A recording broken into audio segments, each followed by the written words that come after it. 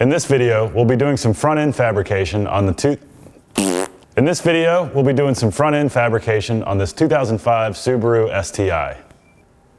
Let's get into it.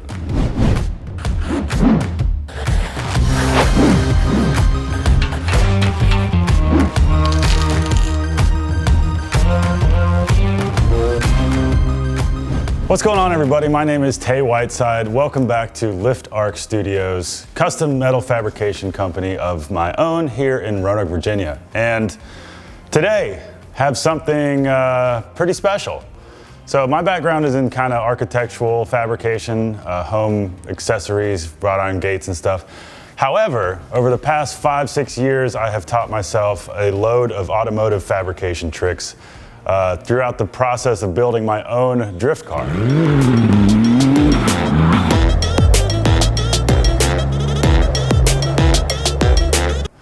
So last year, actually, I more or less finished fabrication and assembly of my 1993 Nissan 240SX with a 1JZ GTE VVTi, engine conversion, 5-speed manual, and full custom front end that I cut off.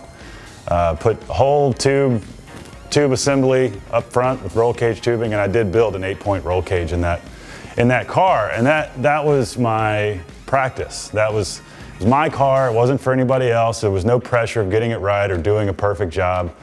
But I have been a fabricator for 15 years, so I wasn't starting from scratch. It was just applying my skills to something a little bit different.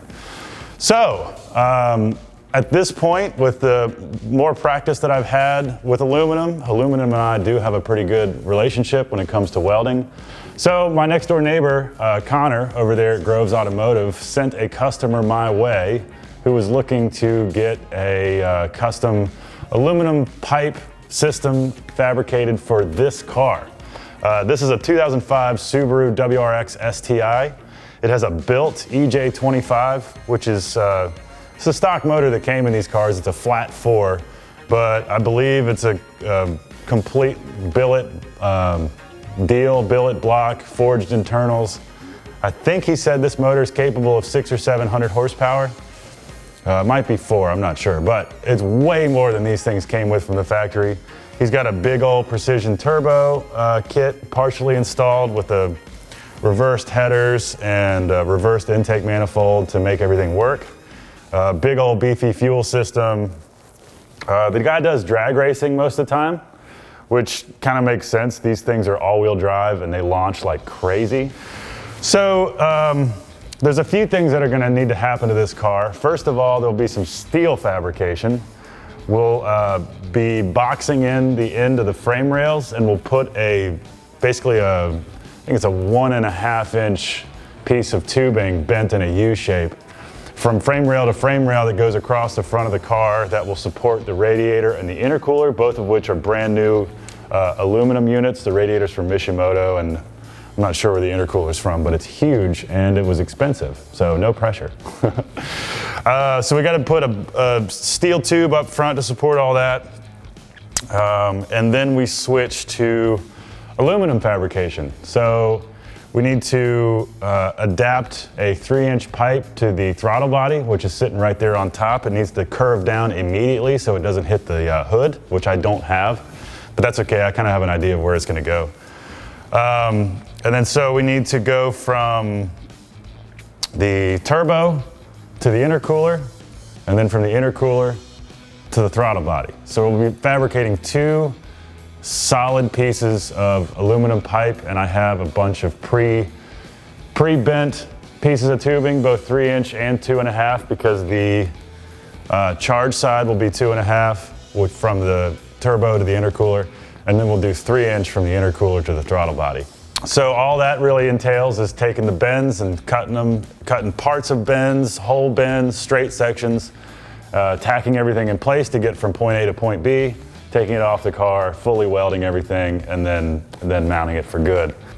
But first step is to establish the constants, things that have to go in certain places. It has to go intercooler, radiator, in that order, high enough so it doesn't drag the ground, but also low enough that it fits behind the bumper cover.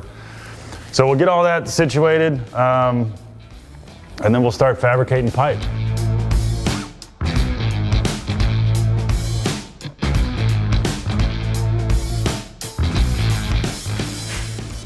So here are all of our parts. You can't see me. All right, so here are all of our parts. We have the intercooler, and what an intercooler does, it takes the hot, compressed air coming out of the turbocharger, and it cools it down before it goes into the engine. Cooler air is denser air. When air is more dense, it has more oxygen in it, even though like 70% of our breathable air is nitrogen.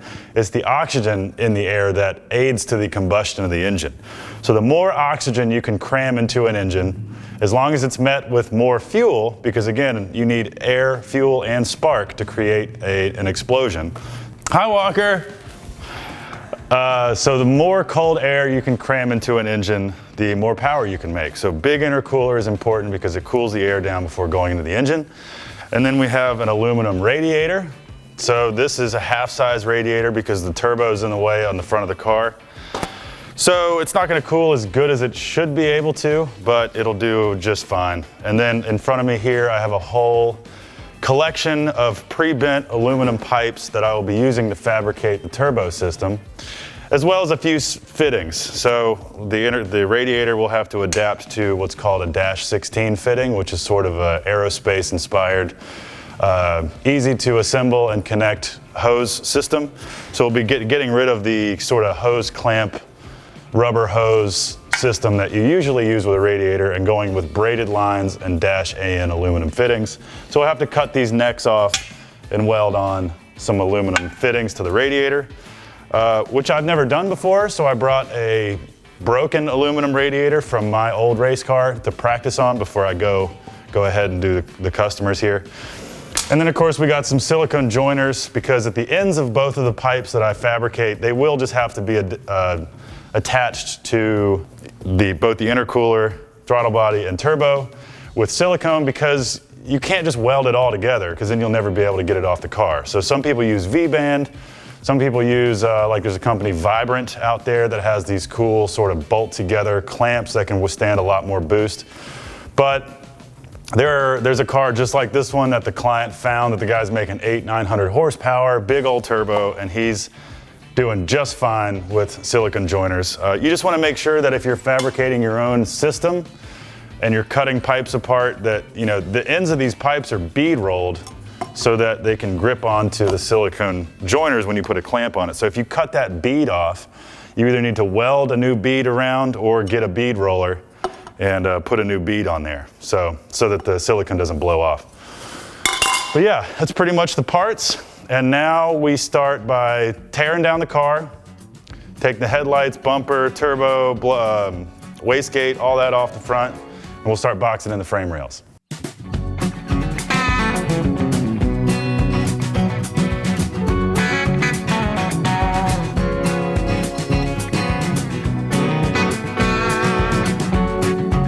So for those wondering how it was that easy to get the turbo off, the turbo uses a coupling system called Vbands.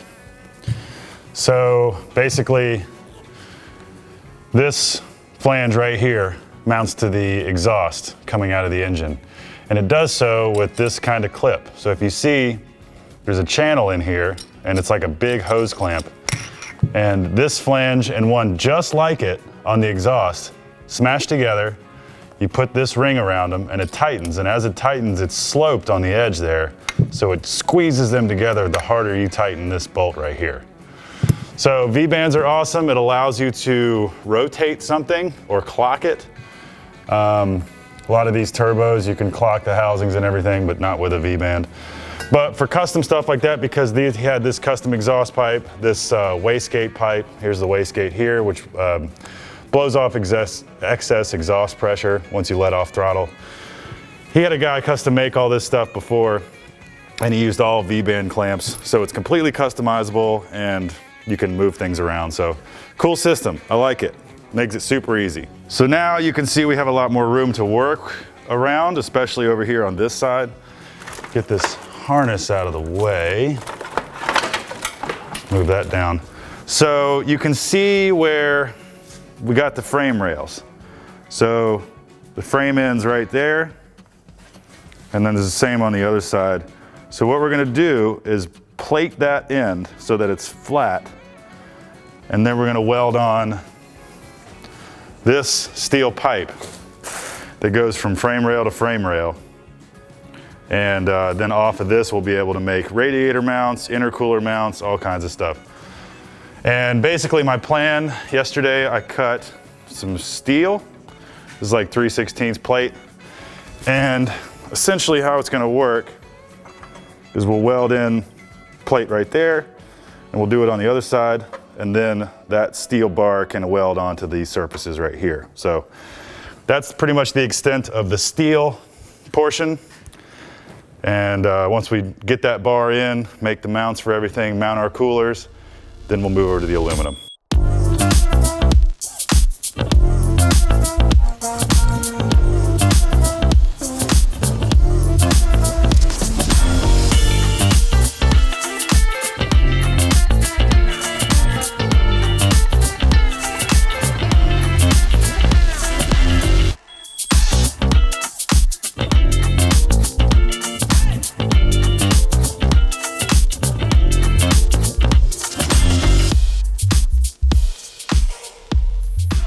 Okay, so for the steel welding portion of this project, I'm gonna be using my MIG welder. It's just easier for me to modulate heat and control blow through on thin steel. These Japanese cars are unibodies, which means it's not body on frame. The frame itself, or the body itself, is a stressed member. And it's just a web of stamped steel and spot welds, and it's pretty thin. So I'll just be using kind of a repetitive tack method on this like I have done in the past. Basically, unless I have the thickness to actually run a bead, I'll just be doing a series of small tacks along the way. So it's Miller time.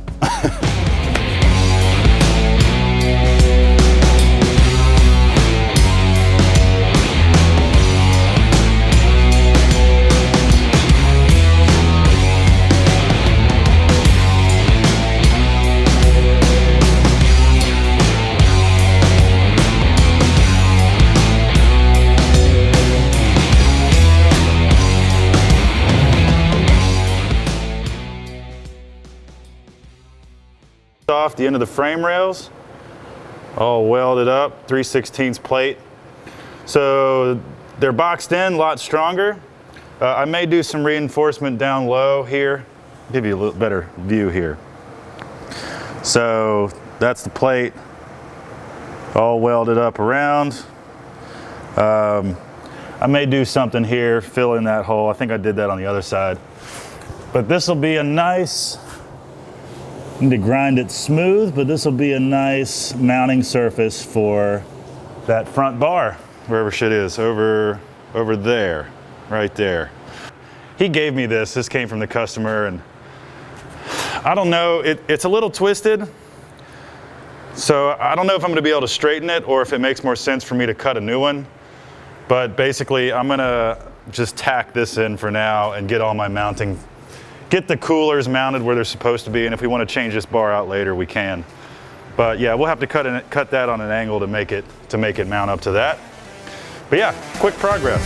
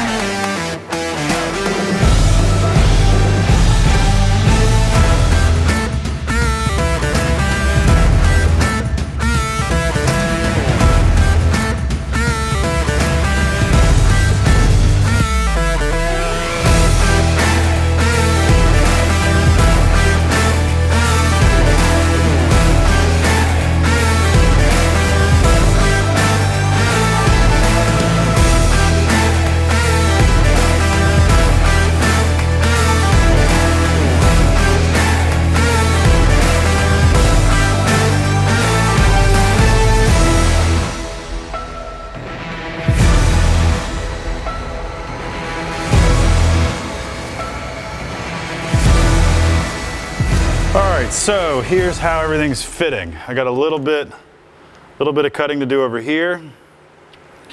I think it's because the frame rail is a little off, but you can see one side's touching, one side's not. Over here is another story. Over here is perfect.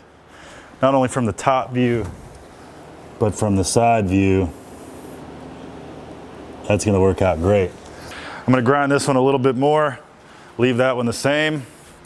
We got everything spaced right down here. We got 1/2 inch space away from the intercooler. This piece here from the radiator support is going to be welded to the bar. And then off the bottom of the bar, we'll make support brackets. Actually, we'll probably come right here, use these brackets instead. Yeah, might as well just do that. Less work I gotta do.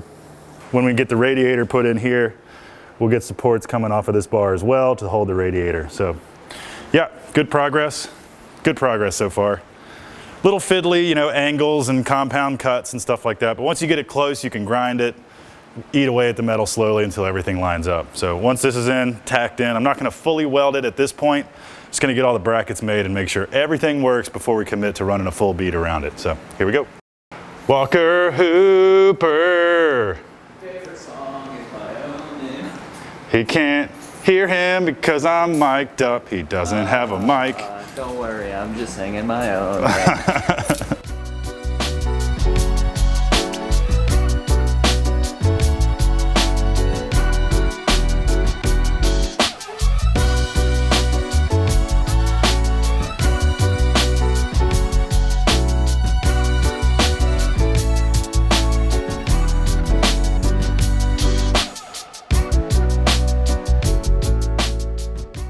All right, little update.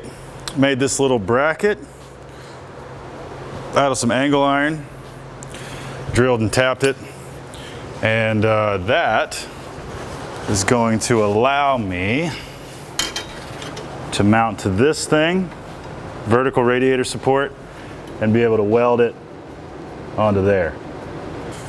Trying to keep it, be as respectful as I can to the stock parts without trying to do a bunch of altering. This stuff is so thin and so wobbly that it needs all the support it can get.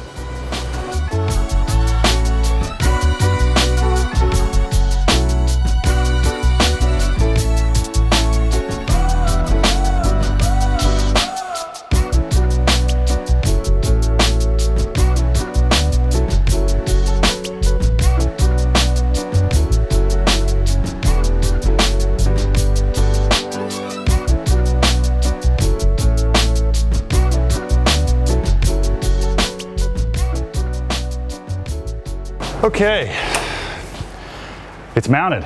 Intercooler's mounted. So made 2 tabs off of the bar that welded onto the frame rails, just like I planned. And then this is actually, I believe, part of a kit made for this car. So there was this bracket here already lined up with a hole in the radiator support. I just had to make a bracket to hold the radiator support solid to the bar that I installed before I could bolt it there.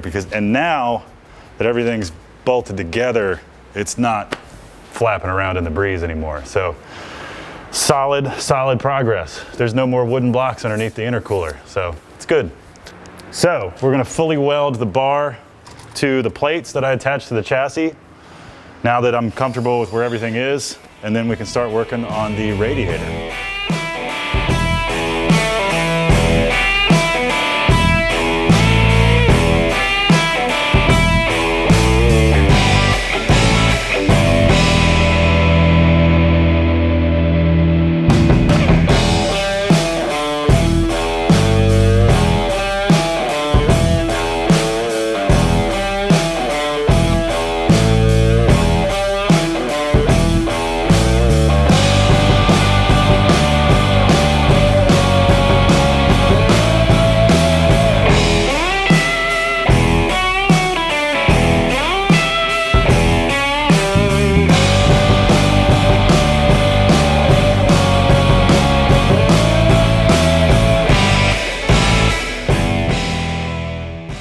Next week on the Subaru, I modify and install the radiator, and I fabricate all the intake piping from aluminum tubes.